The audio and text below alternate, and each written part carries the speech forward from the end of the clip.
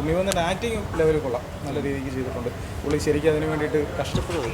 പിള്ളേർക്ക് ഇഷ്ടപ്പെടും, ഫാമിലീസിലൊക്കെ ചെയ്യാൻ പറ്റും. വികലാംഗനായിട്ടുള്ള ഒരാളുടെ സ്ട്രഗിൾ നല്ല രീതിക്ക് കാണുന്നുണ്ട്. നമുക്ക് അങ്ങനെ ഒരു ഹാൻഡിക്യാപ്ഡ് ആയിട്ടുള്ള ഒരാൾ ഒരു സൂപ്പർ ഹീറോയെ മാറുന്ന രീതിയിലുള്ള ഒരു പടം. പക്ഷേ നമുക്ക് ഈ പ്രത്യക്ഷത്തിൽ മിന്നൽ മുരളി പോലെ ഒരു സൂപ്പർ ഹീറോ പരിവേഷം അല്ല ആ പടത്തിലുള്ളത്.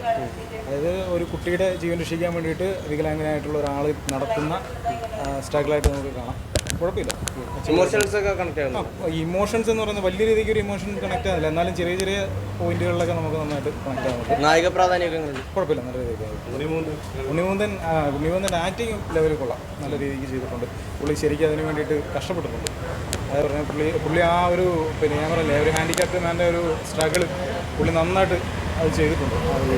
പിന്നെ വീട്ടുകാർക്കും ഏത് ഫാമിലി ആയിട്ട് കാണാൻ പറ്റിയതാണ്. കുഴപ്പമില്ല, നല്ല സൂപ്പർ ഹീറോ പരിവേഷമാണ്. ആക്ടിങ് ഉള്ള സൂപ്പർ ഹീറോ പരിപാടിയൊക്കെയാണ്. സൂപ്പർ ഹീറോ പരിപാടിയല്ല, ഒരു രഞ്ജിത് ശങ്കറിൻ്റെ ഒരു പാറ്റേൺ ഉണ്ടല്ലോ, ഒരു വെറൈറ്റി അതിൻ്റെതായ ഒരു അടുത്തേക്കാണ്. ഫാൻറ്റസി ആണോ? ഫാൻറ്റസി എന്ന് പറയാൻ പറ്റില്ല, ഒരു റിയൽ സ്റ്റോറി ആയിട്ടാണ് എല്ലാവരും കണക്കൂട്ടുന്നത്.